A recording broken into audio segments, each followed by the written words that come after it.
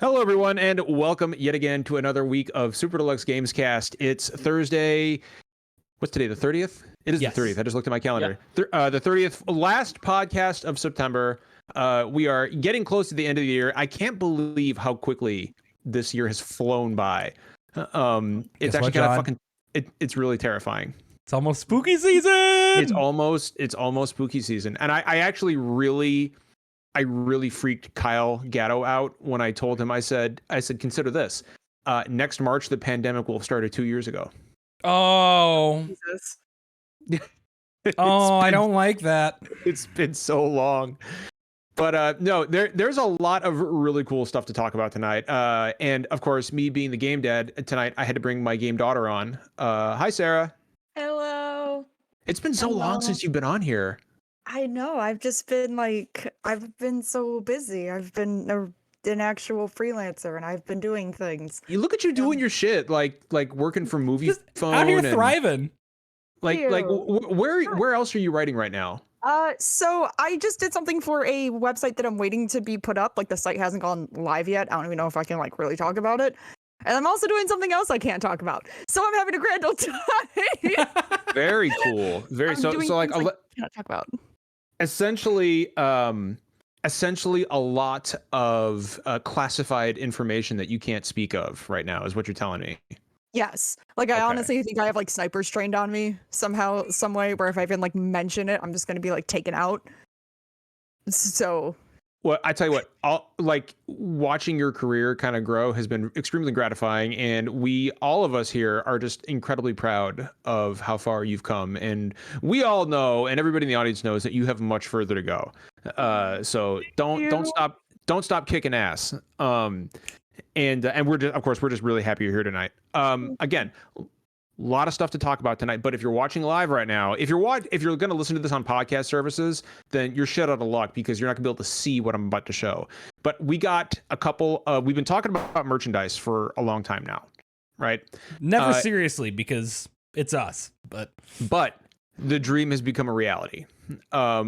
We got two pieces of merch to show tonight. One, and I only know what one of these is.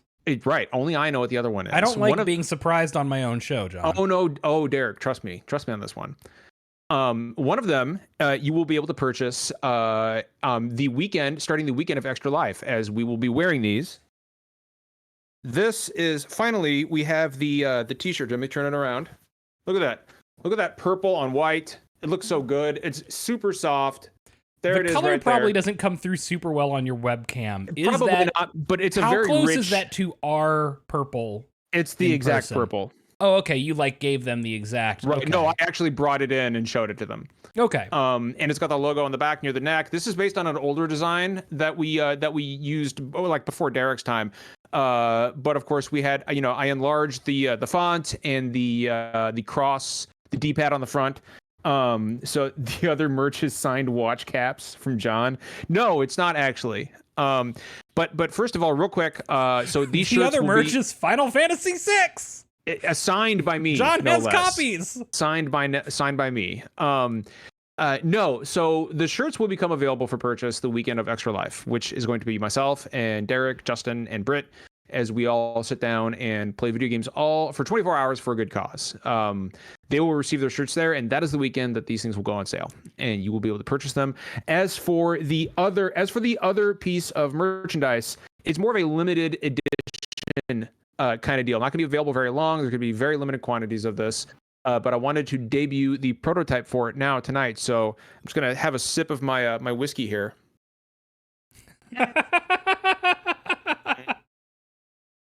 That is some tasty. I'm only here with a completely lame normal Manhattan glass. And so there is our piece of limited edition merchandise, right? That is actually etched into the glass, so it's never going to wash off. And that's going to be I don't know when this is a prototype. But within the next month, you should be able to essentially buy Extra Life. Only these will not last forever. And of course, everybody on this show who drinks whiskey is going to get one automatically. So I was going to say, If for those Kentucky, not me. No, everyone but me. Actually, Justin, you're already taken care of. You are not getting a whiskey glass clearly because you don't drink whiskey. But we already thought about you, and you are getting an actual Yeti tumbler to keep your Mountain Dew nice and cold. Wonderful! With the awesome, D-pad engraved on it. Oh, that's awesome. So, yeah. I mean, we're not gonna not give you anything. Yeah. Come on, dude. But yeah. So yeah, there it is. That's the and it's it's really cool. And it's John, what whiskey is gracing that glass right now? This is Screwball peanut butter whiskey. Oh, one of your favorites. I love it. I love this shit. Although I will say, Derek, I'll give you a little preview of what you're going to be sipping on. Are you going to have any of this peanut butter whiskey? Because you keep telling me I'm going to get some. So we are going to have the peanut butter whiskey, right? But we're also going to have this shit right here. Is this going to mix with my completely legal candies? Ooh, well, it's going to find a way to, won't it? That is a bottle of the Yamazaki 12 years single malt Japanese whiskey. Extremely hard to find, extremely nice. It's one of the nicest bottles you can get. Got that specifically for Extra Life. So we're gonna have a grand old time. I'm currently having, just for the record, a cucumber, aloe, and lime and gin cocktail. That sounds interesting. Justin, I am full on classy podcast mom right now. I'm having a Coke Zero. Hey, hell yeah. Dude, I love the new Coke Zero. Tell me you don't notice the difference. Wait, No, it's good. The new one is so good. I love the changes. I honestly think I might like the new one better than regular Coke now. I think so. Not even just a joke. I literally had no fucking idea that there was a new Coke Zero at all. They updated insane. it. And there's a new vanilla Coke Zero based on the new Coke Zero. I've got to try that. I bet that's really fucking good. How did I not know that? Oh, I'm sure it's really good. Anything in the flat red and black with black text is the new stuff. So, well, at any rate, there's your merch tonight. There's your merch. We got shirts coming at Extra Life and these limited edition whiskey glasses as well. So, as Square Enix would say, please look forward to that. By the way, there's nothing that any game company says that annoys me more than please look forward to that. Like we'll have more to show you later, so please look forward to it. Like Nintendo's bad about that. I don't know. I don't know what it is about it, but it like grates on my fucking nerves. Maybe it's because I was in marketing, like gaming marketing for several years, but like I don't know. John, do we get any kind of discount on those glasses? Like, do I get like 5% off or something? Yeah. You just get Jeff. I literally just told you that you like everybody who drinks whiskey on the podcast just gets one. Well, yeah, in the States. Yeah, Jeff, I'm still going to send you a glass. All right. You're not going to have to pay for a podcast glass. Oh, and of course, for our mod team, the mods will also be receiving a shirt as well. The mods, of course, will not have to pay for a shirt. Yeah, well, Pillknock, as she said, is addicted to podcast shirts. So clearly our podcast team or not just the podcast team, but the mod team, our excellent community mod team as well. Will get shirts also. Rar and Pillknock and Dio and Charlotte and Julian. Yep. And as for podcast news, real quick before we launch into what we're playing, Jeff.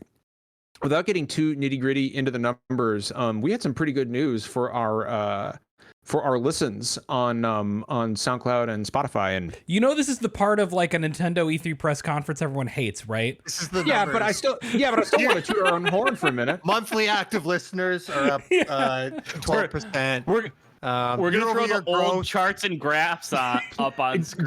Jeff, how many people have listened to SDGC while eating a ham sandwich? In 2020. So ham sandwich, it looks like ham sandwiches are up 270%. 32 this year, up from 21 last year. Turkey sandwich, holding strong at 43. That's awesome because turkey's the fucking best. I love it. Is that sliced deli meat turkey, or is that like leftover Thanksgiving dark meat, white meat turkey? It looks like it's about a 70-30 split in favor of deli meat. Interesting. Oh, that's kind of disappointing. I expect that to bump up in a couple weeks here when we have Canadian Thanksgiving. And good. That's awesome. Fantastic. Our projections for the end of the year are looking strong. Awesome. Why is this the thing that disables me with laughter?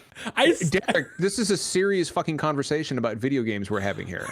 These are numbers, Derek. Derek, this is the kind of shit that Matt Piscatella like lives for. Like Matt's out there somewhere right now that like we started talking about numbers and he just looked up to the sky and dove out of his window and sailed into the night. Like that's what's happening right now. No, but seriously, like we've been seeing some really cool growth on in fact, we have a much bigger audience on podcast services than we do on the live show, which is interesting to me. That's always one of the funny things when like, you know, the inevitable chuds and bad faith people that we don't like to that we're trying not to respond to very often are like, you know, look at how few people follow you on YouTube. And it's like, you know, 90% of people listen to us on Spotify or whatever. They don't watch Twitch. Right. I was actually stunned to hear how many people listen to us on Spotify. Yeah. We are an audio podcast that some people watch live and a tiny handful of people watch the archived versions on YouTube. Like that's fine. And you know what, honestly, but also that's why you don't judge content creators you don't know, because not all of the metrics that you see are the important ones. So I was about to say half of those people are my parents, because whenever I tell them I'm on this, they just have it on like 25 times. So we're gonna see a huge spike this week. Wow.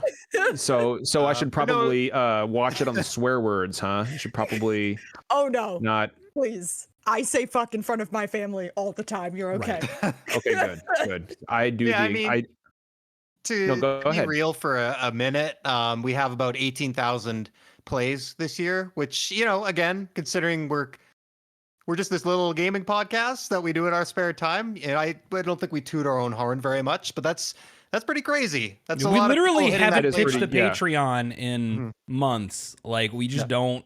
We just kind of truck along and let people watch and support if they want to. So you know, thank you to everyone who has you know, listened to a show or helped us out on Patreon or watched our live streams. Yeah, no, and for real, like, I mean, just the Discord alone has grown to over 300 people, which is not something I thought I'd ever be able to say. I love the Discord. I'm throwing the thing out in the chat. I feel like the Discord is actually the biggest part of the entire podcast. Like, in a lot of ways. It really is. And we built that's one thing I love about this podcast is I love our community so fucking much. Anytime I'm down, community is a reflection of you and what you put out there. We've said that so many times. We have a good community and a good Discord that is extremely diverse, that is extremely positive, that is extremely supportive, that does not engage in any of the awful shit on the internet. And I mean, that's a sign that what we are doing speaks to those kinds of people. And that is a huge compliment to me. That's a thing that I get to be rarely proud of. I know that you personally take a great amount of pride in how the Discord has turned out. God, y'all know me. I don't deal with, I don't have the energy to be big and loud and angry on the interwebs. I do. So yeah, you do. You've got it for all of us. I love you. I love you, John. But like even like our community though sees like the best parts of you and not the parts of you that fucking tag David Jaffe looking for a fight. I know where the bodies are buried, Sony. Like, okay, we're not talking about that. No. That's the dumbest shit. We're not getting into a long. No, that's not a topic for tonight. But at any rate, so blah, blah, blah, blah, blah. I can't fucking talk tonight. I'm overwhelmed with emotion at this SDGC Love Fest here. We do have things to talk about tonight, and we're going to launch into what we've been playing. And I was hoping that, if you guys don't mind, I was hoping Jeff could kick us off, because Jeff, you said something really meaningful about Death Stranding, which I know you've been playing, and it really chord with me, because although like I personally have no interest in Death Stranding at all, I know that you've been kind of struggling to find a game to kind of latch onto and bring that love of gaming back for you. So to see your thoughts on Death Stranding was really refreshing. But I'll shut up now. Like, if you don't, like, could you explain your like kind of what you're doing with Death Stranding right now, and maybe more so like how it's affecting you, because I thought that was really meaningful. Yeah, I don't know. It's I played a little bit of on PC last year and I had to bail. It was a rough month because I bought Death Stranding and Avengers back to back, and both of them I had to bail 5 hours in because they just wouldn't stop crashing. Shout out to PC gaming. So you know, that just turned me on. I think it got fixed since then, at least with Death Stranding, but I just kind of didn't want to touch it there, and the PS5 update was a nice opportunity to give it a second chance because I did like what I played. But yeah, I mean, I know Justin's talked about it before, and I think I talked about it even last year when I played a little bit. So I won't I think the discourse has been done. I know people seem to either really like or just not get this game, but for me, it's got a lot of the things I like in games and the things I look for now, and I maybe just forgot that or didn't realize that. I'm kind of traditionally I play a little bit of everything, and the last couple of years, the pandemic's a factor. I don't enjoy things the way I used to, even things I genuinely like Final Fantasy VII. Until a couple of years ago was my favorite game of all time. Final Fantasy VII Remake, I can look at it, I tell it's an amazing game, and I played through that last year, and it was good, but I still had to kind of force myself to play it. I had to get up every morning and say, okay, I guess I'll play 2 hours of it, and I played it, and it was good, and I could tell it was good, but I didn't have that feeling, right? That just pure excitement, enjoyment that I used to get from all sorts of games. And I have Death Stranding is probably the most. It's the first time where I've actually thought about a game beyond shutting it off. Even when I play Flight Simulator, stuff like that, I'm like, all right, I'm done. I shut it down. I don't think about it for 2 days, right? But Death Stranding, it's I go to sleep and I'm thinking about when am I going to get to play this tomorrow. I don't, I'm a little old now, not old, but mentally. You're not John old. You're not John old. You're okay. So, if I'm in bed at 10, I'm well, this is pretty late. So, I stayed up till 11:30 that I played, which is a big deal for me because I get up at 5 in the morning usually, for reasons. But, but it was I don't even remember the last time I had this, I'm just dog tired, just could barely keep my eyes open, but I just had to keep playing. And it's probably I think the last games I did that were Red Dead Redemption 2 and Final Fantasy 14, which I both played in 2019. So it's been a solid 2 years. And I've only played 2 other games this year. I only played Miles Morales and Life is Strange. That's, other than Flight Simulator, that's literally all I've played this year. Everything I look at, everything I try, I've booted games up and I feel nothing. And, and I was worried I was dead inside. So, it turns out I'm not dead inside. I think, it is a combination, there's some depression and anxiety, but I think I was just also looking for a game that really spoke to me on a certain level. And I'm just still, the pandemic exacerbated it. I'm not interested in particularly violent games. I'm not interested in shooting stuff. I used to enjoy a lot of shooters. That's not what I want in a game. And Death Stranding is a really weird game, and I don't know how I'd recommend it or describe it to anyone, but I will say, aside from one very short kind of hallucination sequence, I haven't had to kill or shoot anything. I can just drive some trucks around. I can ride some bikes around. I can do some deliveries. I can go for a walk. I can listen to some music. I can take in some scenery. It's weird because you don't get a lot of that from the trailers, but it's actually, and I'm playing on very easy, so it's not very stressful. But to get off my soapbox right away here, it's just it's a combination of just a lot of things that I really like in games, and it came along at the right time, and I'm just really enjoying it. Jeff, if you're loving all of those things about Death Stranding, you might also check out, because you can also do all of these things in the classic multi-million selling PC game Lego Island. I think I posted about it. I saw someone mention that. I don't know if it was in our DM or on Twitter a few weeks ago, but I played the shit out of that whenever, God, I must have been only 10 or 12 when that came out. I don't remember, but that intro with the fucking pizza. I'm the pizza delivery dude. The dude with the food. So I actually have a question, Jeff. And this is my only question about Death Stranding. Is it true that you can throw your piss at a ghost? To be honest, I haven't even taken a piss in the game. Actually, that's not true. Yeah. So when you go into a private room, you can. It's funny. I didn't understand what it was. You could use the bathroom sitting or standing. I was like, oh, that's weird. He's gonna sit down to take a leak. And I was like, oh, okay. So sitting is one thing, but no, I haven't. I haven't thrown. So anything. you haven't experienced the haptic pissing yet, is what you're saying? I have not. No, I must have missed that in the. Well, that's a different feature. That's how you grow mushrooms. And the mushrooms, when they grow, those grow the bugs that you eat to restore your health. Right. Okay. That makes all of that, sense. I promise, is true.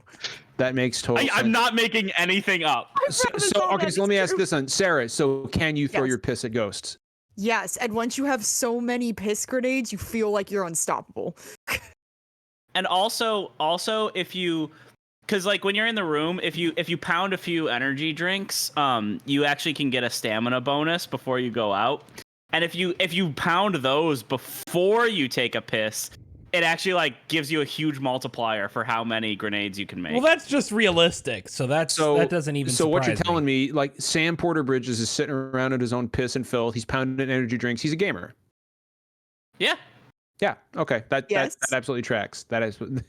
I wish I had. I'm glad I asked, but I'm also regretful that I did. I don't want to continue on too far for the Death Stranding stuff, but I do want to say really, really fast. Death Stranding was the first game. I'm not just saying this because I love Kojima and everything that he's done.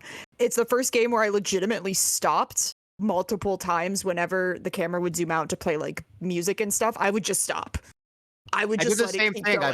I posted a couple of them to Twitter, and I did like the E3 demo where you just slowly pan the camera around. Yeah. So I was like, fuck, I just don't want to move. Yeah, there was multiple times in that game where I just didn't move. I just let everything happen around me, and I was like, this is beautiful. Like, yeah. I've been playing it too. It's all I've played the past week because I've had a busy week at work and stuff. But it's been really nice, and I've been playing it actually in the widescreen mode that they added to the PS5 version, which is actually really cool. Was it in 4:3 it's actually like a 20 before? Oh no, it was 16:9 before, but it's a 21:9 ultra Oh, it's wide, like an ultra wide. Okay. Aspect ratio. It has black bars, but because of how it works, you can actually run it at native 4K with the black bars, and so you actually get better image quality and the wider field of view.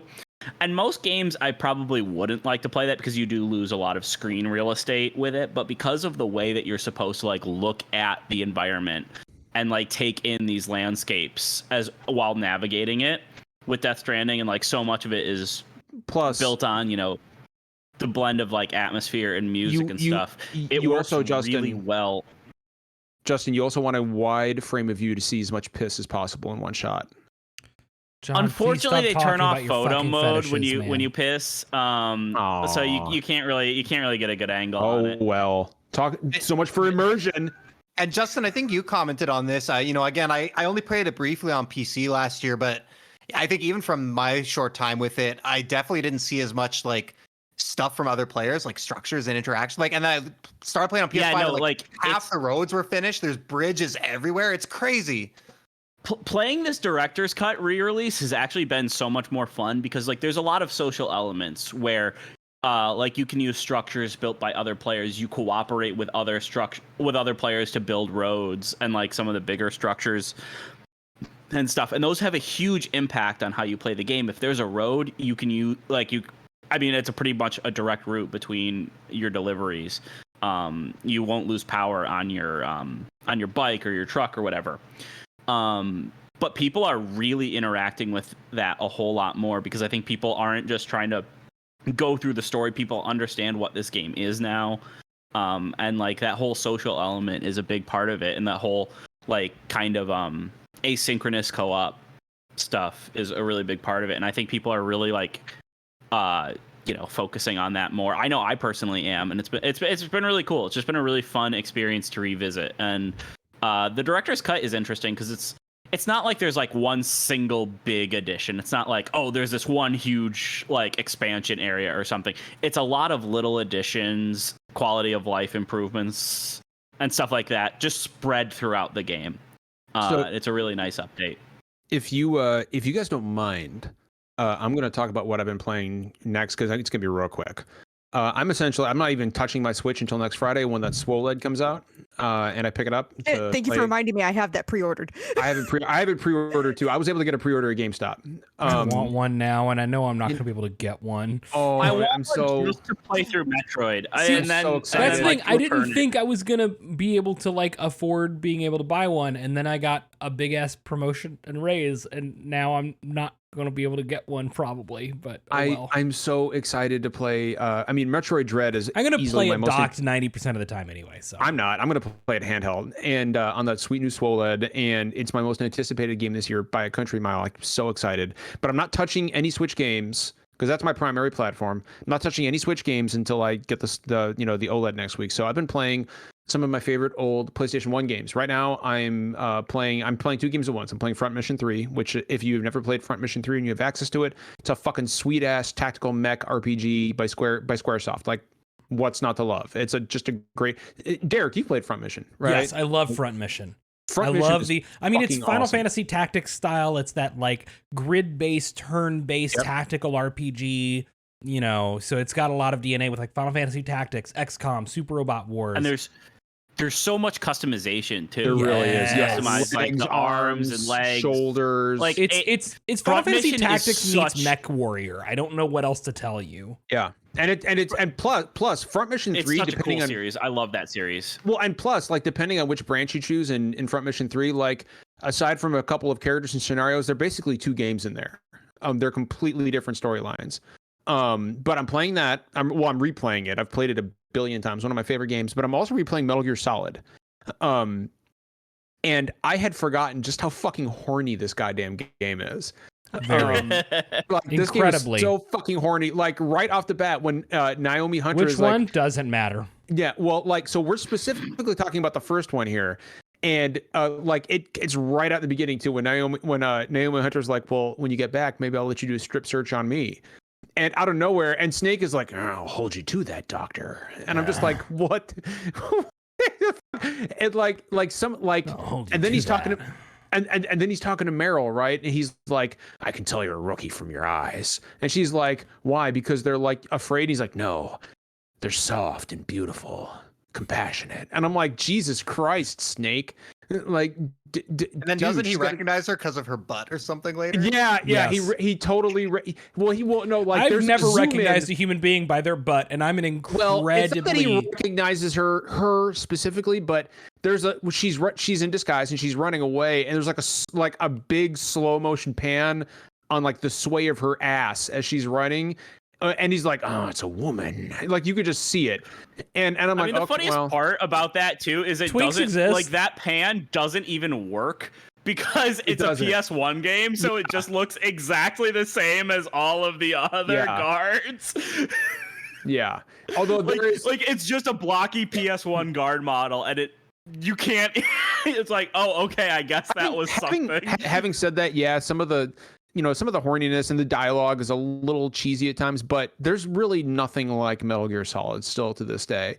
You can like game. replaying, dude, like replaying it, you can see its DNA in so many stealth games. And like its influence is still being felt today. I'm having a fucking blast replaying it. It's such a tight game too. Like its really length is. is perfect. I know like nowadays people would complain it's short, but like It's what like is it, 5 or 6 hours? Like it's Yeah. just so good. There's not Not much even if filler you know what in you're here. doing, you If can you know what you're do it, doing, you like, can blaze free. through that Yeah. fucking game. Yeah, it's just a great fucking game.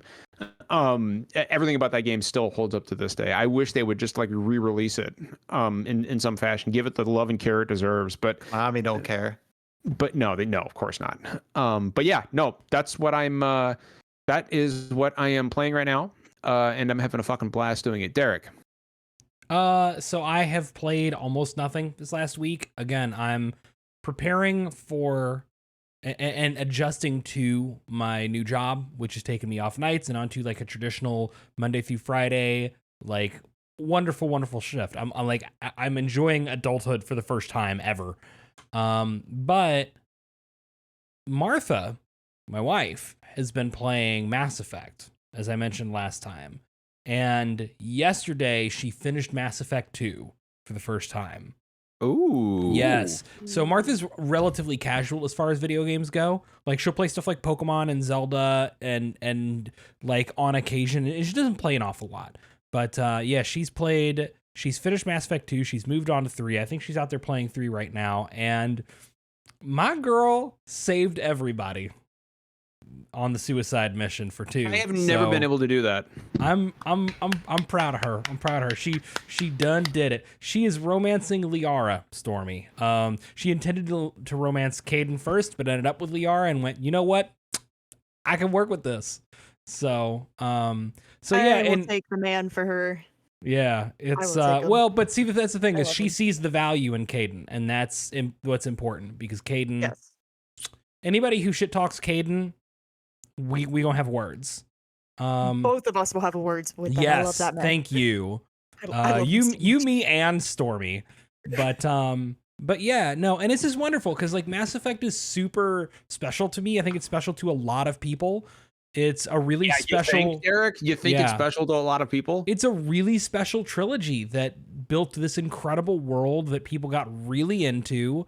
And it's very cool as she's playing through to talk about, to see her takes on things like, the genophage and, the Quarians and the Geth and like a lot of these very like socio-political situations in the Mass Effect universe, and see her kind of take a lot of the same stances as me, and like we can talk about these things and we can talk about these characters and their growth, and it's just good to share this sort of thing. And I love sharing things that I love with people. So I have tended to come home and like work around the house and take care of dinner and stuff and plop on the couch with my tablet and watch something while she's playing Mass Effect.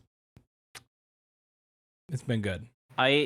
One of my favorite experiences this year is just because of that remaster collection is like listening to people's stories about their first time playing Mass Effect after having heard, people like me talk about it for so long. As well as my own replay was a lot of fun, but like hearing people's stories about like how like the first time going through stuff like the Mass Effect 2 suicide mission and some of these big choice moments, and everything has been so much fun, and there really just hasn't been anything else like Mass Effect since then. Yeah, I know really even hit the same. even CJ played Mass Effect 1 for the first time, and it just like I know it really, really hit him hard. Like he was like, I think it was his game of the year for a little bit at least. I'm gonna shout out a friend of ours in the chat, our buddy DJ Stormageddon, along with his co-host, does a podcast called Reignite about an entire Mass Effect playthrough, and I was there for the episode on Priority Rannoch for Mass Effect 3, which is maybe my most important mission in the franchise to me. And it's a moment I'm deeply looking forward to Martha getting to, because it's very powerful. That and Tuchanka also in Mass Effect 3 are like just So that's what I've been doing. Say that Mass Effect 1 came out too early. Like I was a little bit too young, and I'm aging myself, I know, but I never beat Mass Effect 1. I was finally able to beat it and do all the DLC with it, and just finally getting to that, like getting to the credits and hearing that kick-ass song they played during the credits just is so good. And I was finally just able to like move on, and I was like, yes, I can go straight to 2, and I was like, this is so good. Sarah, how old were you in 2007? Oh fuck, can I do the math really quickly? Okay, hold on. Please hold. Martha and I got to bond earlier while we were cooking about how much the opening to 3 destroyed us when you leave. I was 11. Oh God, I was 20. Ow! I was 27. I wasn't giving him enough attention. Got random attacked. I was 27. I'm sorry. Fuck. Anyway, that was my freshman year in college. Better, I was like 14 and angry that I couldn't romance Zaid, a 14-year-old, looking at that man. Oh, and you've got to grow up. And when you've grown up, you've realized that was an awful like taste, right? I still want that. No, that's your choices are technically valid, but his type. I don't know. That never changed. Yeah. Anyway, all right. So I'm God. Sarah, I feel so fucking old now. Wow. I play Rainbow Six Siege every night. I have a problem. I play for like 2 hours and I get angry, and it's probably no one in my building has like reported me yet because I get very angry. I love that game. I've never been into tactical games in my life ever, but now I'm like popping off and like getting headshots and getting like 2 MVPs a night, and I'm like massively surprised in myself that I'm actually kind of good at this. But actual games, I just got that in the mail. I'm gonna replay that. I haven't played that since I was like 14, 15 when I first like downloaded DOSBox on like a MacBook and like did that hacking GIF and got it to work. For but listeners, it's on Steam. What are you pointing at? It's my very hefty collector's box of I Have No Mouth and I Must Scream. It's the actual original game that Night Dive, bless them, and Limited Run Games made a deal with Harlan Ellison, who's the writer, his estate, to get actual physical copies from like the vault. and That's actually sell wild. them. Deeply love it's- that game. Ooh, it's I have a thing for old PC horror games. Obviously, people know Yeah! I love System Shock 2 with all my heart. It's also a And- super fucked up book. It is. Sarah, Yes, if you I've don't read the talk to book. Charlotte, you desperately need to, because your tastes are so intertwined. Like, I love studying them, and I love knowing how they influence like games now, like especially System Shock 2, and the fact that I Have No Mouth and I Am a Scream kind of hasn't gotten what it's deserved over the years. People seem to forget it as almost like a niche classic when it's actually one of the most darkest and just most depressing games ever created. And it's very good. And quarantine, I actually replayed System Shock 2, but I had to play it on like God mode because that game's not easy. It's like 20 years No. old, and that game's not easy. But I am actually going to restart God of War, 2018's God of War, because I got PS5 updates and I love that game. Brittany blesses you from afar. I played it when it first came out. I loved it. Kratos's relationship with Atreus kind of reminded me of me and my dad.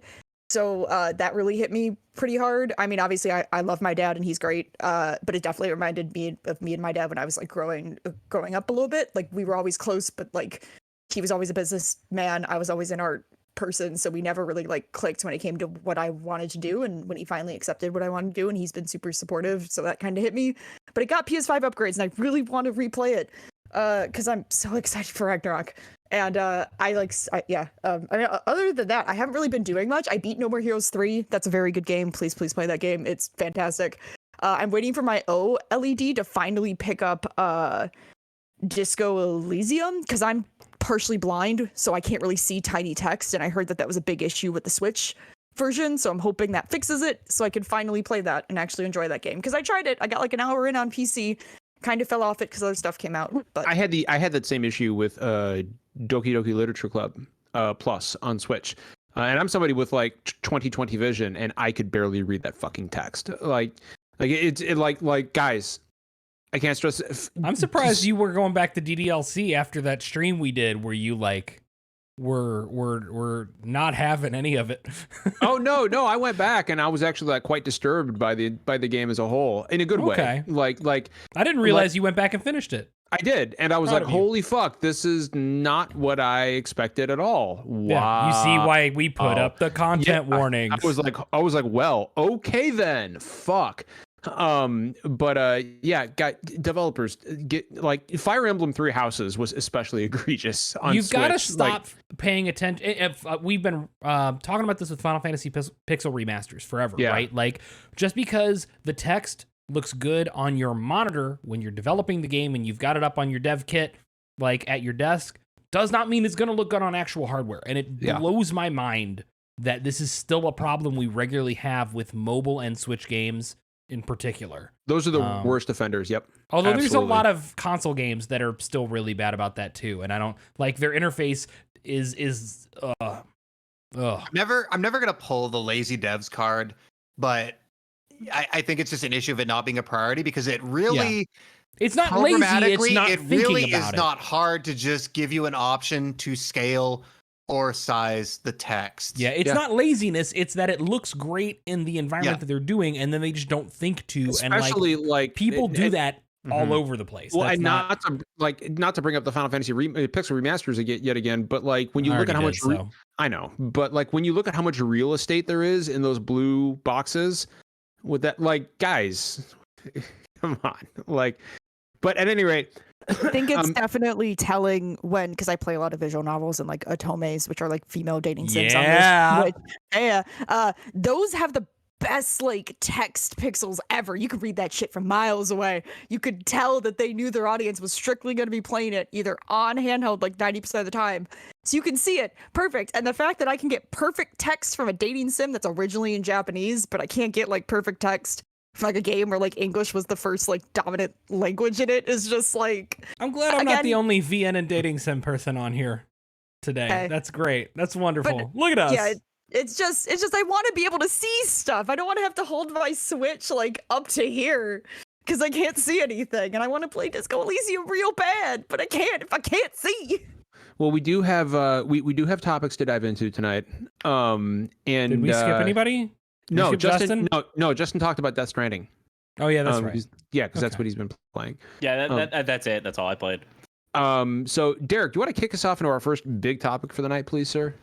Yeah. So this is going to be an interesting one because I think we want to approach this topic a little differently from how we normally would.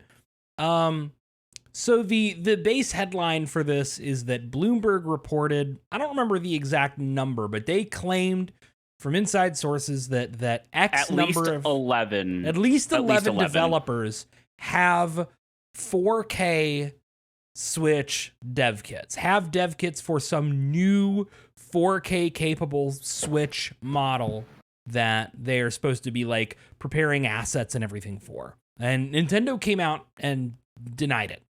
And normally, I think gaming podcasts, including us, would have a tendency to dive in deep with the speculation on what various insiders said, and do we think that there's a Switch Pro or a Switch 2 or something coming relatively soon? And I think we'll talk about a little of that.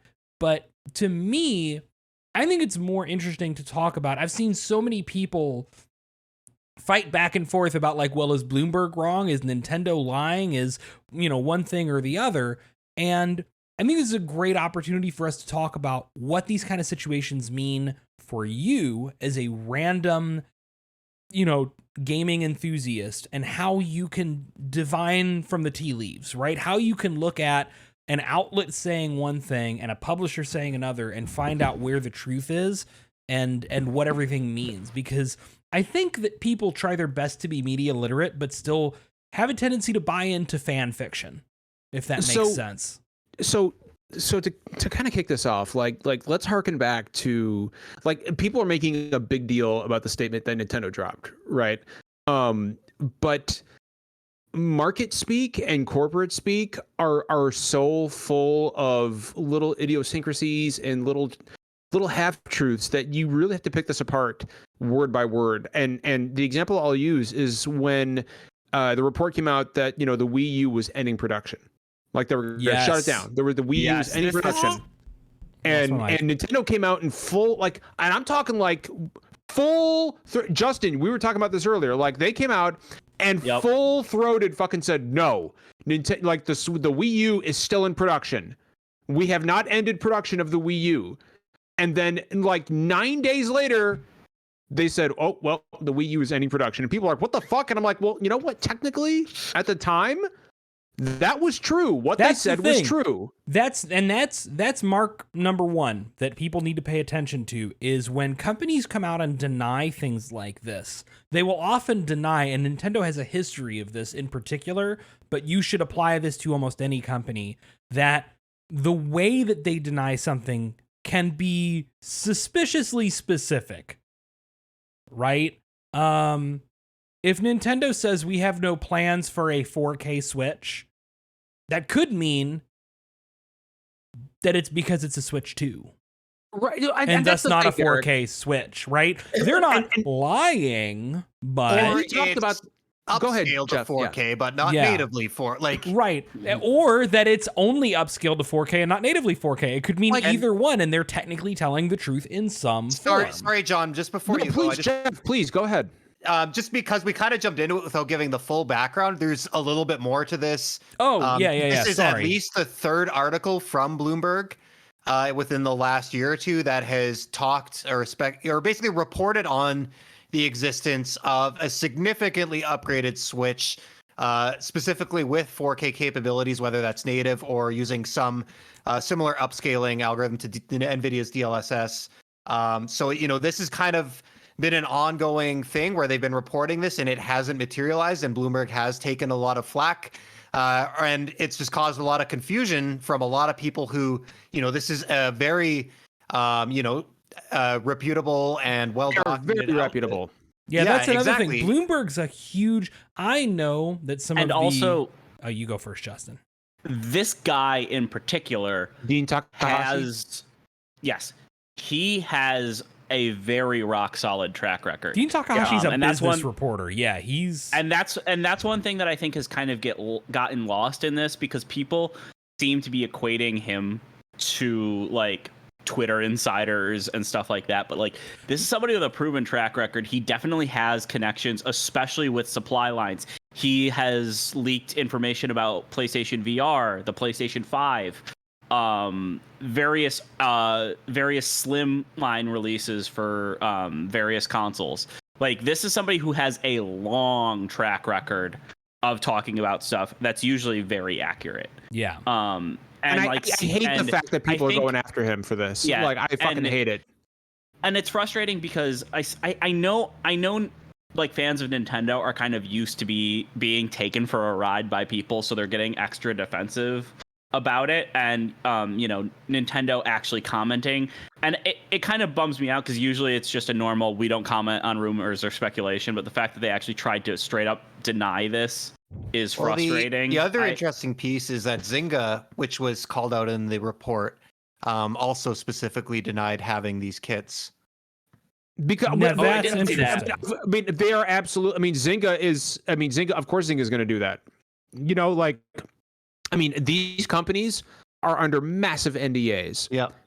And like huge NDAs, and so of course, like Nintendo, I am willing to bet, probably reached out to Zynga, and other companies were like, maybe you should put out a statement that says you don't fucking, because technically your dev kit is upscaling 4K, so you're not lying, but be that as it may, do I think, and like, here's the real point, right? Like, do I think this is a Switch Pro? No.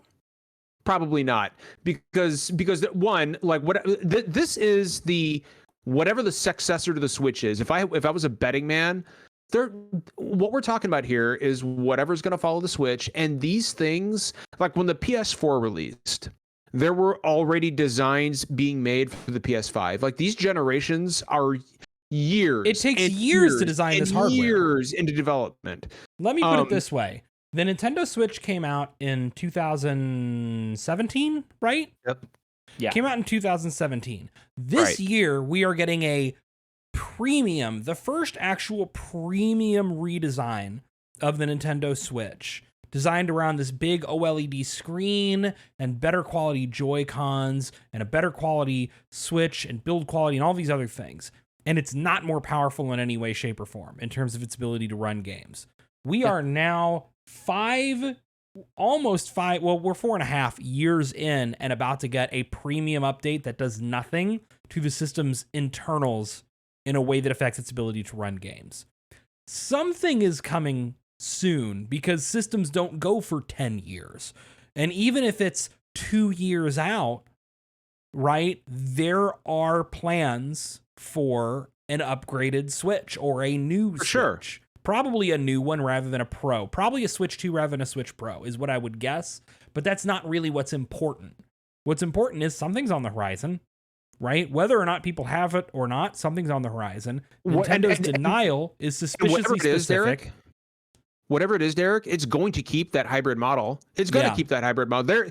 They are locked into that now. There is no going back for them. Sure. But Nintendo also has every reason not to let people know that a Switch 2 or Pro or whatever's on the horizon, because they're trying to sell you a Switch OLED right now. And there's a lot of people who, if they knew a Switch 2 was coming in 2 or even 3 years, might not buy the OLED. I never bought a PS4 Pro, specifically because I knew I would just wait for a PS5. And that's what I did.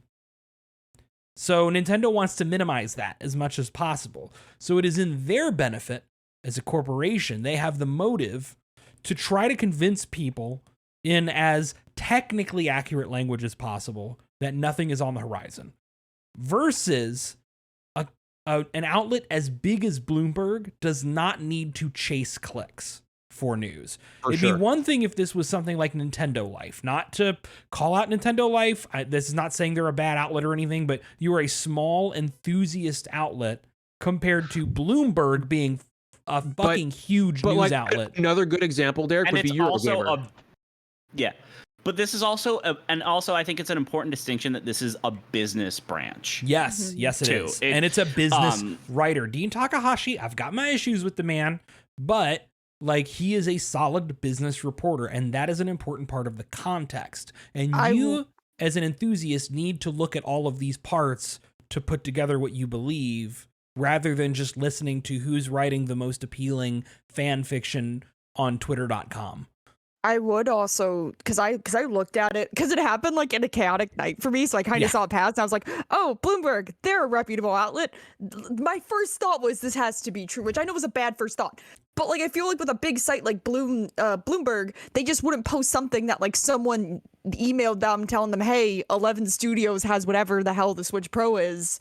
I feel like he would post that if he knew the sources that was telling him this were truthful and have told him like important things in the past. Like I may just be a freelancer. I don't do like important stuff like that. But like I wouldn't publish anything if someone just came to me and told it to me. Right. But if the sources that have told you in the past stuff being true come to you and say, hey, 11 Studios have whatever the next Switch is and it's 4K, I feel like he feels comfortable enough to post it. And also the fact that Nintendo would come out at like the middle of the night for us and be like, hey, this isn't true. That would instantly make me think something was true. The timing's a bit suspicious, yeah.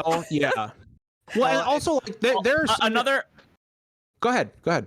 Another little wrench to this is that literally just a couple hours ago, some patents were filed by Nintendo specifically about like 4K upscaling, like DLSS, as well as some other like OS level features about like rest mode and resume and stuff. And like very, very suspicious timing. But like this isn't something that I think is imminent. I don't think this is something that's coming out before like no, I don't think it's coming soon either. I but think like, I think that's also like an important context. Because but like these are early days. Yeah, this is like early days first round of dev kits being sent out there. Essentially, like there are a few names out there, like Dean Takahashi is one. However you feel about the guy, Jason Schreier knows what the fuck he's talking about generally when he talks about the stuff. Patrick Klepek is another, like they're like these guys are the heavy hitters. They are not going to publish anything. Like sites like Bloomberg, Waypoint, like they are not going to publish anything unless they are sure of it. Well, it's just not going to happen. So there is something here for sure. We just at the end of the day don't know what the fuck it is. I mean the two things I'll say real quick, John, because I think it builds on what you're saying. I mean, first of all, like kind of to Derek's point, you know, take in all the information and make your own decisions instead of focusing on who said what. And I mean, the reality in this situation, I think, is, you know, like we all discussed, and how long ahead these new systems are planned. You can very easily figure out for yourself that Nintendo is lying. They obviously have. They obviously have plans at some level for a new console, because why wouldn't they? Because they're not done making consoles. So, I mean, it's very easy to figure that out on your own without, you know, going after anyone writing articles or any companies denying them. And the other piece is kind of to what John said, you know, you've got these reputable outlets and reporters and stuff that you know are so well sourced and trusted, but things change as well. And I think you know, these major outlets do their homework and have better sources and do more fact checks before they run things. But we see it with, you know, there are some legit people with inside information who, you know, are wrong sometimes, and even these big outlets get it wrong. And I think the important thing to remember is that things change, and all these outlets can do is report on the information they receive at the time, which may be accurate. That does not mean that it's accurate 6 months later, especially while we're still in a pandemic. So when you look at articles that Bloomberg ran earlier in the year talking about a 4K Switch plan for release this year, that may have been accurate in February or March, but it doesn't mean that things didn't change between now and then. And it doesn't mean that their report was wrong or that their information was wrong. It just means that's no longer the case, and they can't predict the future. It could also genuinely be that they knew about the Switch OLED in some capacity and knew about this 4K Switch and conflated the two as the same upgrade, right? And it ended up being that the Switch OLED was a premium revision, but wasn't the 4K model.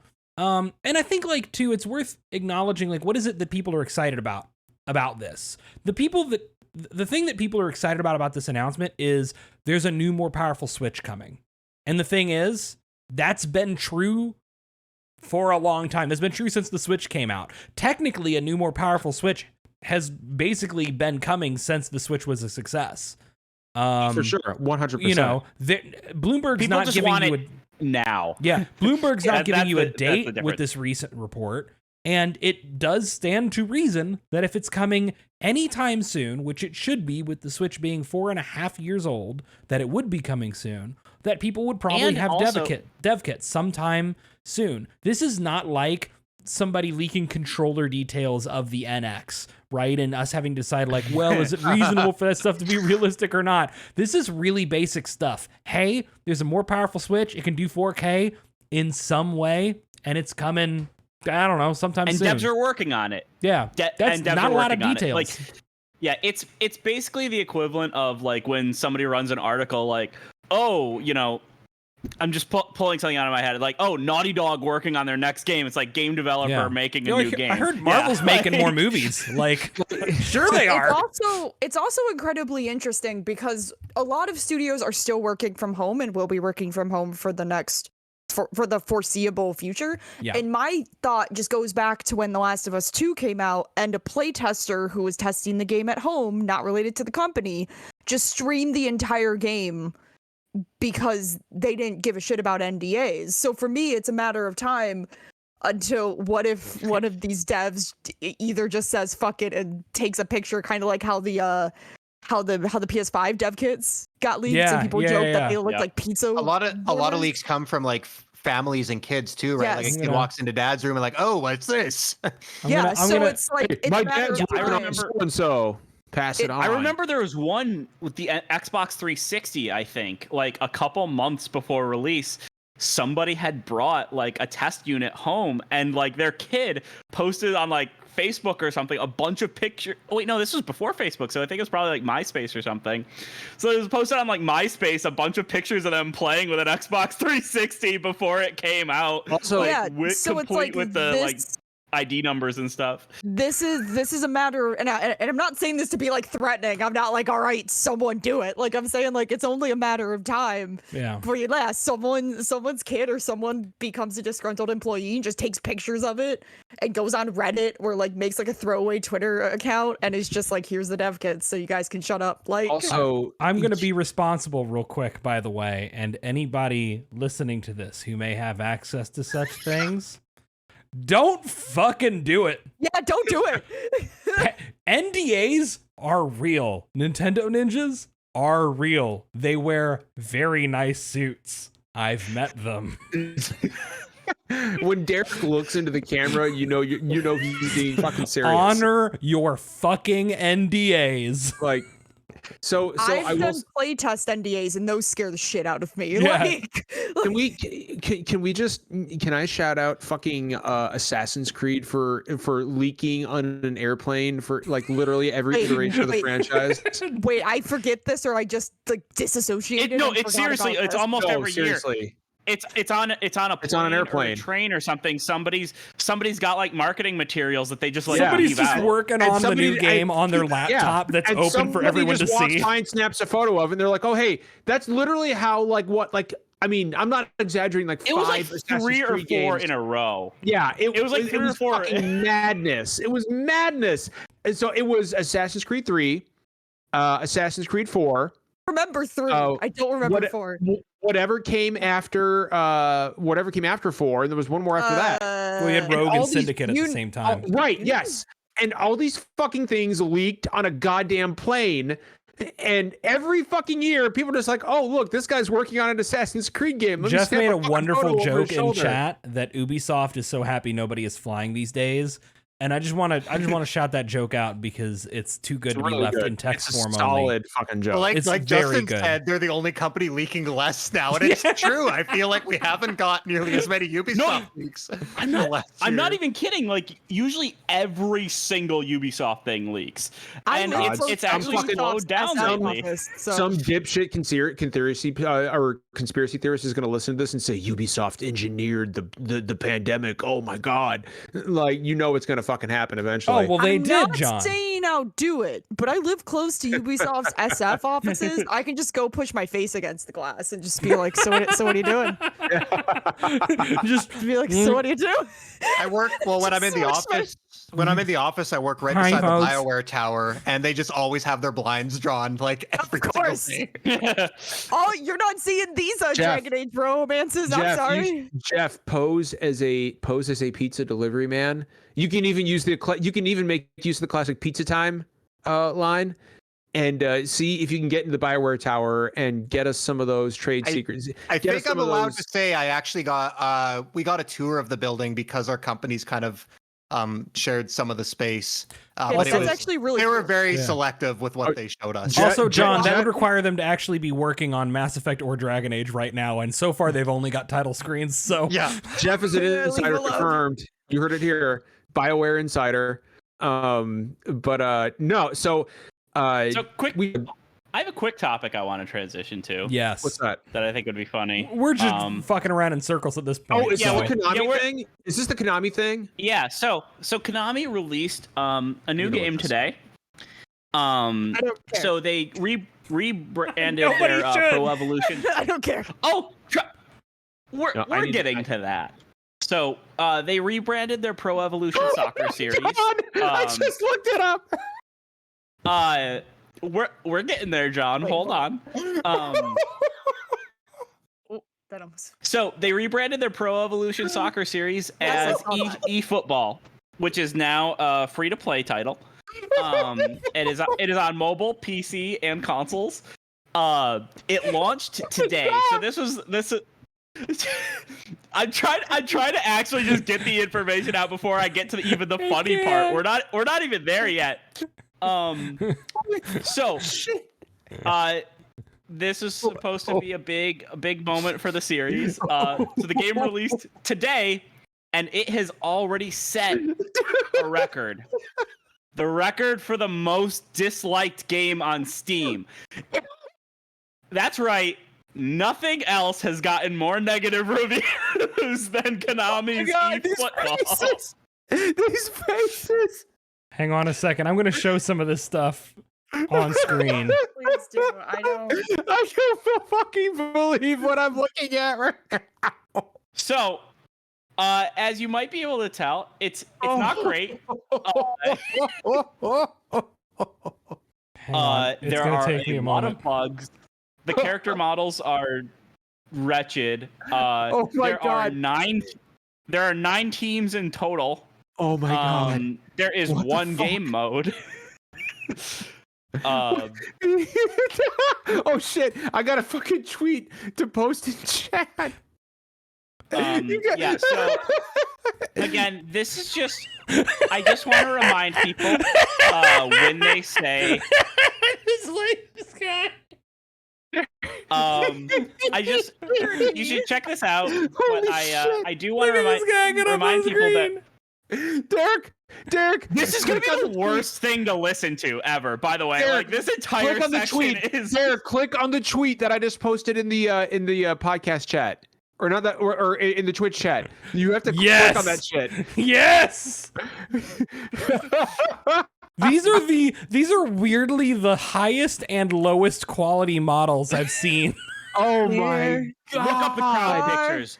Look up the crowd pictures. Wherever you are, I believe What the fuck? that my Oh my- heart will this is go this is fucking incredible. This is the greatest thing. Fantastic. So again, reminder to anybody who's clamoring for Konami to make a new Silent Hill or Metal Gear, just keep this in mind Justin, because this was the one Justin. series that they were still making. Justin, this is already This- Silent Hill from the image I was just looking at. Like, we already have This is the Silent Hill right reboot. here. All right, I This is think real quickly, I think the those NBA 2K face cams from a few years ago. I'm edged way it out a gentler little on 'em bit, now. but this is close. Derek, See, Derek, I would argue with you, Rainbow click that. Six Vegas, where you could like put your face using like the Xbox camera, and there was some wonderful results. I'd say that's pretty high up there. I posted another link in the Twitch chat. You have to watch It's this really little. good. I'll have to clip. watch it But later. yeah, to because anybody, it's- if you want to watch a good glitch reel, Oh my there's- god, there's a lot. this entire game is my new fucking spirit animal. Like this is how Why did are I they not all know in the about this? goal? Why are all of them in the goal, John? that's Oh, the smooch corner. it's like Smash Brothers. Everyone is here. Somebody smashing. Everyone is here. This is my new. I have to stream this now. I have to stream this. John, Do you why even would you know how to spend play a money on soccer game? this? It's free to play. Do you? Eric. Oh, that's not good either. Do you even know the rules to soccer, John? What's that? Do you even know the rules to soccer, John? You put the ball in the net. That's not really No, enough, that's but okay. literally what happens in soccer. You put the That's ball in the net. enough. That's all you need to know. Derek, I'm not. I'm not going to stream this to play a serious game It of happens soccer. maybe 3 times in a 90-minute match, John. Like, I saw Quiet Man's on sale today. oh Quiet Man no. is Yeah, on $3. sale. Did you say I- Quietman? I was going Quietman? The Quietman? after Quietman. the Quietman. After the podcast, I was going to play some Front Mission 3, but now I am going to fucking just look through this entire thread of eFootball 2022. You know, John, you needed a horror game to Disasters. stream during October, and I think you found it. No, That's not a bad You know idea, what? actually. We're not even offering the right things. It's Tokyo Game Show. There's a lot of great dating sims on sale. Just don't. Just you know what? Just go spend like Yeah. Just spend like $3 where a This man is named free. Herlock Pick up shows the you house what in it is Fata you. Morgana, please, and have an actual time. No, even better. Have a man named Herlock Shomes attempt to sweep you off your feet. Yes. It's great. Have some It's dumb great. fucking himbo It's be wonderful. wrong all the time. Oh yeah, Derek. Are Playing you Playing calling Great me Ace out, Attorney Derek? was exactly like being on this podcast because there's just a very large, very handsome idiot who's wrong very loudly all the time. That's fair. This That's fair. is the chaos that you've caused having me on. No, that's fair. Derek, that's fair. Can we That's move to our 100% last fair. topic for the benefit of our audio listeners? Yeah, what is Yeah. our Our other topic topic, anyway? I forgot. I I got didn't so even know there was wrapped up in another one. eFootball Sony and Bluepoint. that Mhm. Oh, okay, I'm yes. not gonna lie. I got so Can wrapped I, up in. can I Go- introduce? no, this no, one please, too? go ahead. Then I'll Yeah, also yeah, talk about the. I'll also talk about the other. Well, the lead Yes, up I to think this. you know more and- about the other acquisition Yeah. than I do, for sure. and the other so. acquisition this week. So, Sony has acquired 2 more studios this week. One of them is Bluepoint Studios, which they accidentally leaked on their own Back in June, Japanese right? PlayStation Twitter account a few months ago. Yeah. It was the day that they were supposed to be announcing the Housemarque acquisition. That's right. And whoever was in charge of the PlayStation Japan social media account put an image welcoming Bluepoint to the family on the Housemarque tweet. It was quietly deleted and replaced, but there was never any statement from Sony or Housemarque on it. Or So sorry, that or person no longer Bluepoint has a job.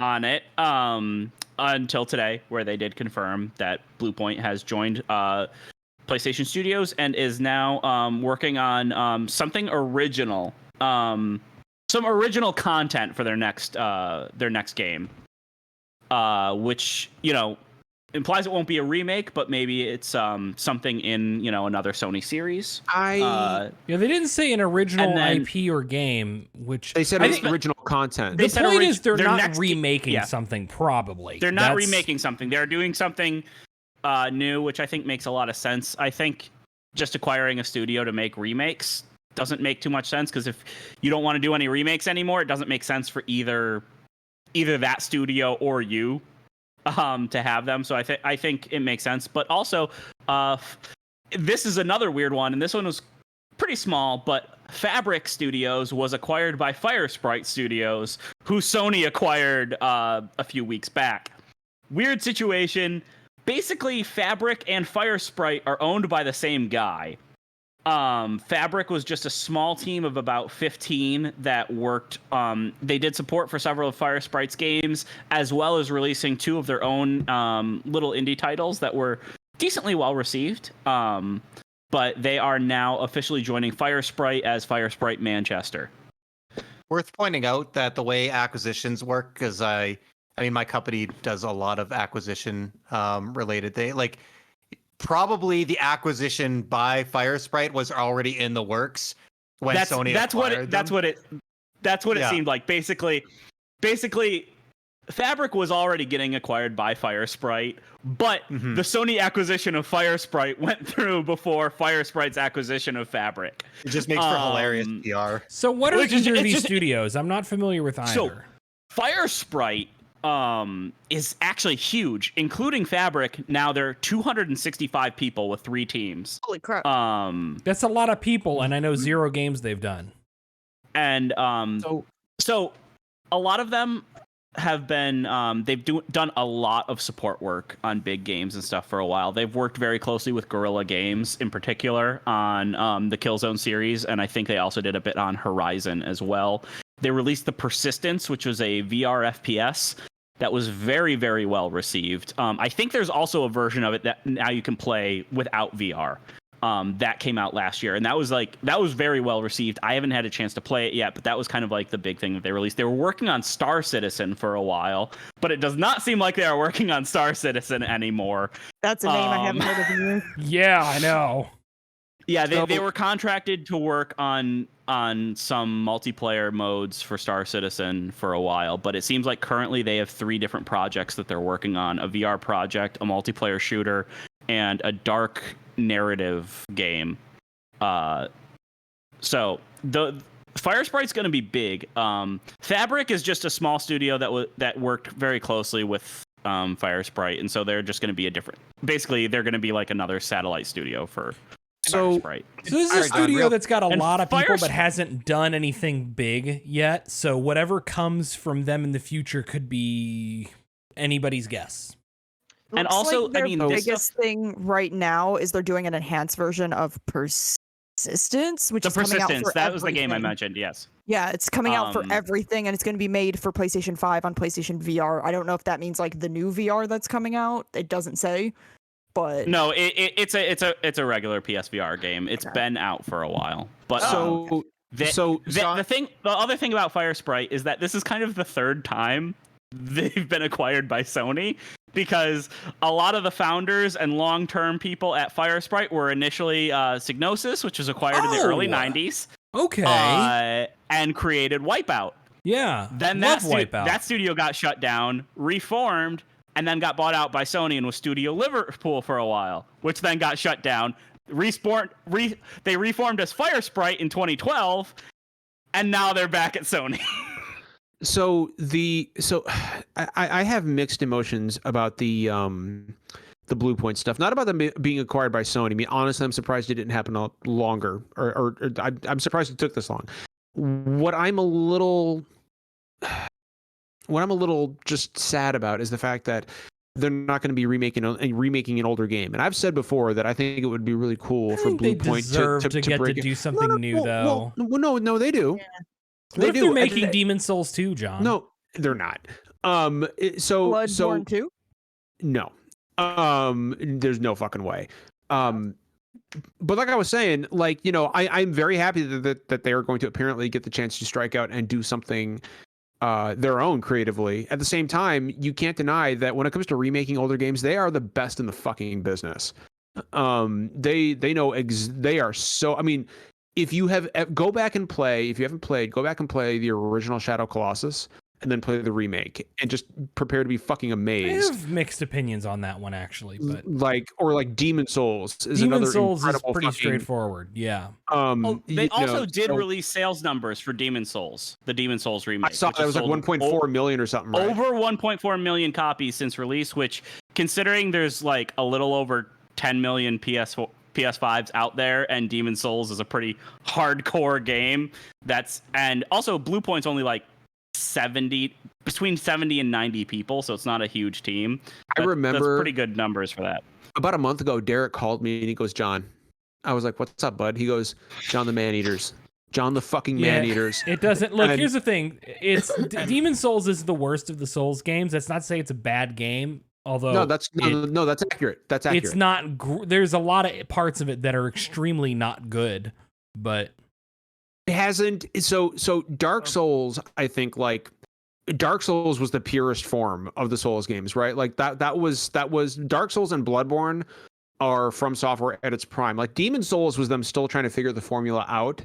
And what Bluepoint did was they remade the game from top to bottom with brand new pretty visuals and didn't touch anything else, which is fair.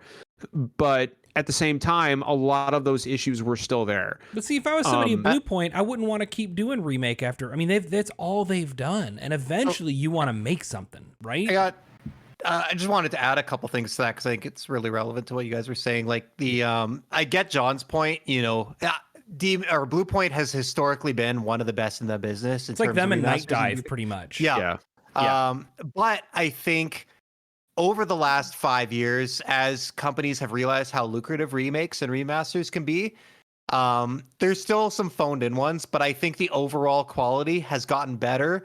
We had a crazy good Saints Row the Third remaster a couple years ago. I've never played the Mass Effect remasters were incredibly well done. I think that was BioWare in-house. I think, in a way, Bluepoint paved the way and proved that if these are done well, they can be really successful. And I think there's more studios now than there was, when Bluepoint was doing the Uncharted collection and stuff like that. I think there's more high quality remakes, and I think most of that is owed to Bluepoint. And I think we're at a point now where Bluepoint can move on and we can still get some of these high quality reimaginings of games. And the other thing I was going to add, just because I want to frame it a little bit, because I know, John, you talked about them doing new stuff. One interesting game, and I'm never one to read too much into quotes and wording and verbiage and things like that, but I find it interesting that their statement, which I think I read this one from IGN, they basically said, our next project, we're working on original content right now. We can't talk about what it is, but that's the next step in the evolution for us. And I just find it interesting that they talk about original content when a lot of times you hear announcements working on an original IP or an original game or something like that. And then they talk about another step. I think it's not unreasonable to suggest that possibly they're working on new content for an existing product, whether it's one of their own or someone else's, kind of as a way of, they're not being completely thrown to the wolves with coming up with everything on their own, but they still have a foundation to work with. Whether that's Demon Souls DLC, I know a lot of people were wondering about I know a lot of people were wondering about that. I'm not, again, I really don't want to go down the speculation rabbit hole, but it seems very plausible that this could be Demon Souls DLC or something similar to that. That's not a bad thought, actually, Jeff, because there was a lot of talk about that Archstone. That'd be a good way to test their viability to doing their own from scratch, Demon Souls 2, which frankly, I think Sony would really love if they could get away with it. I mean, plus it would be entirely built from scratch by them, but I'm sure they would consult from. Oh, I'm sure. Okay, what did you guys want? There's a lot of stuff. What can we take from what you wanted it to be? Yeah, and there's a lot of information about what that sixth Archstone was going to be in Demon Souls, which I think is why people are kind of chomping at the bit so much for it, because we do actually have a decent idea of it. I do think, I'm not exactly thinking it's going to be DLC, but I wouldn't be surprised if maybe they take on a smaller scale game, in maybe one of Sony's other lesser known IPs or something that we haven't seen for a while, which I think would be really cool, because I'm not one of those people that's super against remakes. I actually think games in particular kind of need remakes more so. Yeah. I think games kind of. No, sorry, go. I think for games, it's really tough to go back and play some old releases of stuff, when there are better versions of stuff out there. But I think it would be cool if maybe we see more Bluepoint is a well-known team at this point, and now they're owned by Sony, so they're not exactly small guys anymore. But I'd like to see some other teams kind of take on some of these IPs we haven't seen in a while and kind of bring them back in a new way instead of just remaking one that already exists. I mean, Night Dive was working on System Shock 3. Yeah. And they got can't remember the dude's name. Big PC guy from the 90s, blanking on the name. They got him to come back out of retirement to direct it. John Romero? No. No, Uh, absolutely I'm just thinking of names from the Spectre. 90s. Warren Spector. Yeah, they got Right, Warren. okay. They got Warren Spector to come out of retirement to direct it, and it's getting major console releases. But that's up in some weird limbo. Tencent owns the rights to the game now, but it's still with Night Dive. But they don't have a publisher because all their publishers keep going bankrupt for some weird cursed reason. But it's Poor like Night Dive. I'd see Night Dive more as a preservation studio because they're preserving the games that we can't get working on like next gen PCs at the moment. Bluepoint, I see them more as a remake studio, but they're remaking games for the modern era. They're adding like they're not that they're making the games easier, but they're making the games more accessible for people. Instead of like, oh, can you get a PS3 right now? Can you get a PS2 to play like Shadow of the Colossus? Can you get a PS3 to play like Demon Souls? While it's not that hard, you go back to those games and you're like, oh, it's a little bit rough. You play the Demon Souls remake / remaster now. That thing fucking is smooth. Like that's the best way to play that game. And I'd argue Shadow of the Colossus is the same way. That's the best way to play that game, especially for people wanting to get into those who weren't into them before. Do I want them to do new stuff? Yes. Do I also want them to kind of be like I'm not saying Bloodborne 2 because that's just crazy, but like do I want to see them do something from like an old Sony property? You know, like, I just do had their own thing, make it. Yes. I can't get this image out of my head, Sarah, but like Bluepoint comes out and says we've opened the 6th Archstone in Demon Souls. Like who knows what lies beyond? And you go in and it just plays the Rickrolled meme. But wait, I hate you, wait, John. I just totally had this idea and I'm freaking out. The fucking Infamous. What if they're doing another Infamous? What if they're doing a reboot of that franchise somehow? And I just saying that because I would lose my mind. I would most likely cry because that's Sears that got me to buy a PlayStation 3 in general. I'm gonna be the wild person here, and I'm gonna say Ape Escape. It's not true. It's not happening. No, it's but 100% not happening. I'm gonna put my fictional money down on Ape Escape, and you can laugh at me when I'm wrong. $5 of that fictional. I just want to say, like, yeah. I think, you know, on the topic, whether it's Bluepoint or someone else or anyone, I think the idea of adding new content to really old games is really fucking cool and doesn't happen a lot. Like we had, you know, Sarah was just talking about Night Dive, and look at what they did with, was it Quake 2? Or it was a Quake 1? Was it Quake 1 remaster? And yeah, it was Quake. They added Machine Games did some of the work on it as well. Yes. Machine Games actually. So this was actually a project the Machine Games had done in house, kind of just as just a fun thing they did in house. They've talked about it a few times, but Night Dive actually ported that out, and now there's like a whole new act of Quake made by Machine Games in the Quake re-release. Legend of Dragoon 2. Yeah, no. Here it comes. no, that's not going to fucking happen. I don't know. I think it's a really cool way to modernize and bring back games possibly to a new audience or to people that played them a long time ago, and, you know, bring them up to speed and make them available on modern consoles, but also adding new stuff. It's kind of like a best of both worlds. It's not, it's probably viewed a little less cynically as a cash grab. It's kind of, I don't know. It's a really interesting idea, and I'd like to see it explored a little bit more. It also makes me very curious. I tend to agree with you guys in that no, Sarah, go ahead. No, sorry. I was going to say it makes me very curious that PlayStation bought them. So we obviously know Night Dive's not doing anything owned by Microsoft, or I'm just saying this to be like blunt, but like by Nintendo. So whatever they're doing, we know for a fact if they're doing new content onto an old title, it's going to be a PlayStation title. We know that. It could be a third party. PlayStation's been known to do that, or it could be their own thing. So we can thankfully narrow down what they might be doing. It's not Metal Gear Solid. No, it's not. It's not. The thing is, may pose a suggestion, I'm not saying though. it's not. We don't know. May I pose a suggestion? Somebody, Siphon like filter. a couple journalists have actually Siphon filter. specifically said it's not Metal Gear. Ape What if Escape, it's y'all. siphon filter? It's Ape Siphon Escape. filter. Siphon filter or No. Tenchu? Both less likely than Ape Escape. Yeah. Dude, Yeah. siphon I don't think filter Siphon is Filter's more- coming back. I don't think So really. I mean, Days Gone is literally a Siphon Filter game. Yeah, that's like, literally. that game I mean, literally spoiler is. alert! It's literally a Siphon filter game. Ape Spoiler Escape. alert, Justin. Jesus.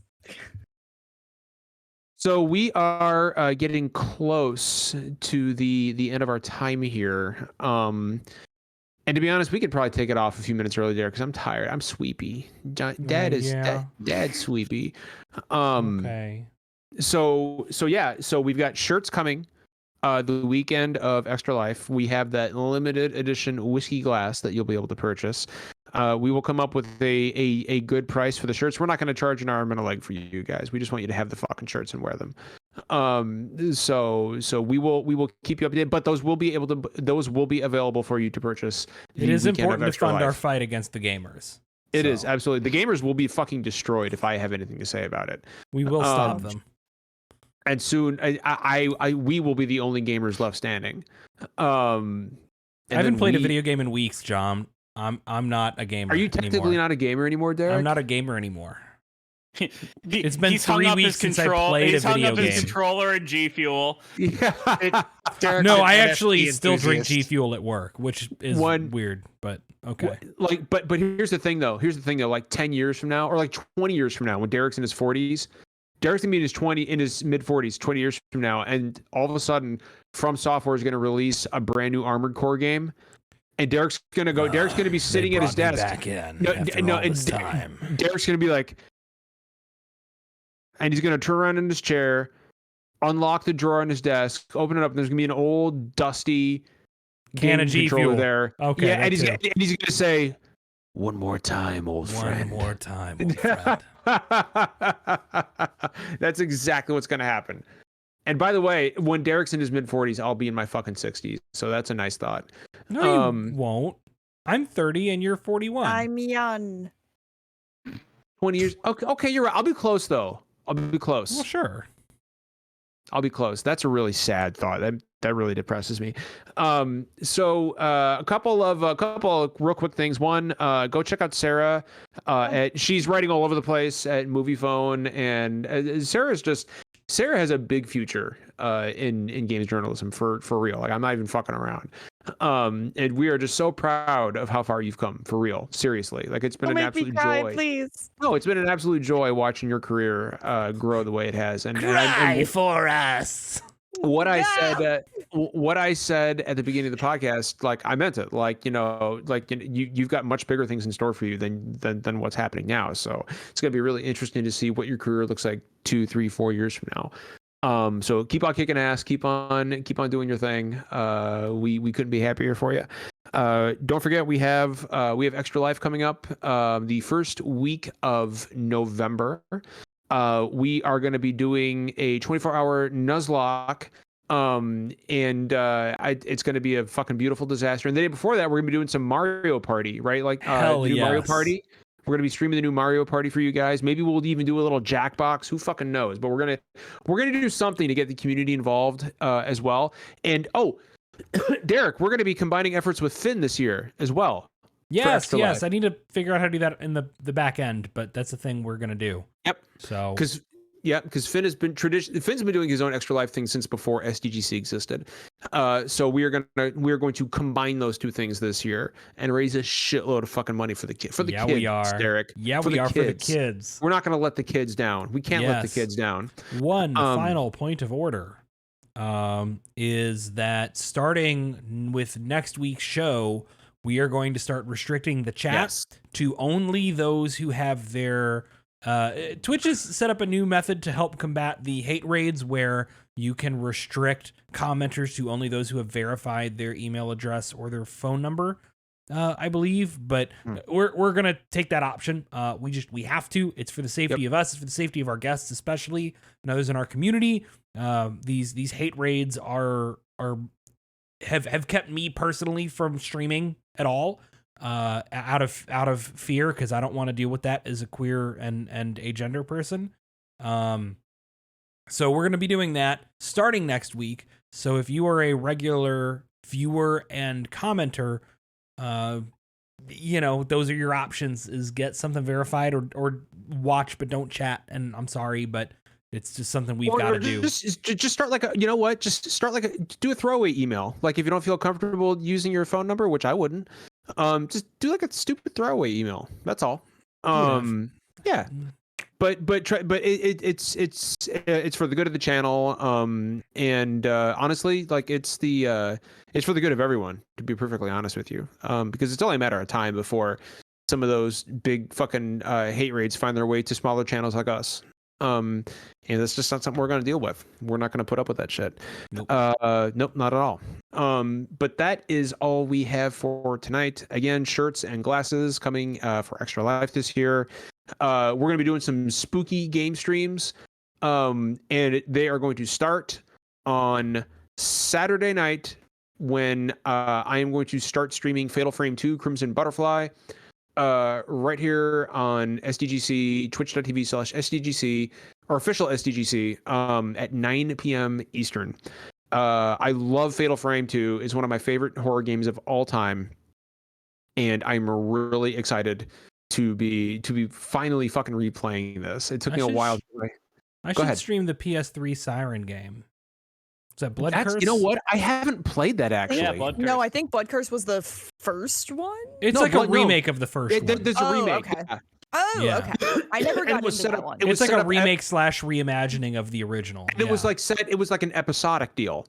Well, they all are. So Yeah, okay, all right. I didn't realize. Well, the no, first I one was think episodic at the as well. time it released as an episodic thing, and then you could buy the whole thing when You it can, came yeah. out. Oh, I see what you can. mean. Okay. Yeah. I was thinking like You the can. campaign structure because, you know, back to the very first one, you had like one character, you know, and then another character, and you kind of did, you know, anyway. We'll figure something out. We'll stream some spoopy games. We might even do a little Phasmophobia, little team I don't Phasmophobia. have Phasmophobia, so. I'll get it for you. Also, I don't know if I was fun to play with. All I did was run around and yell.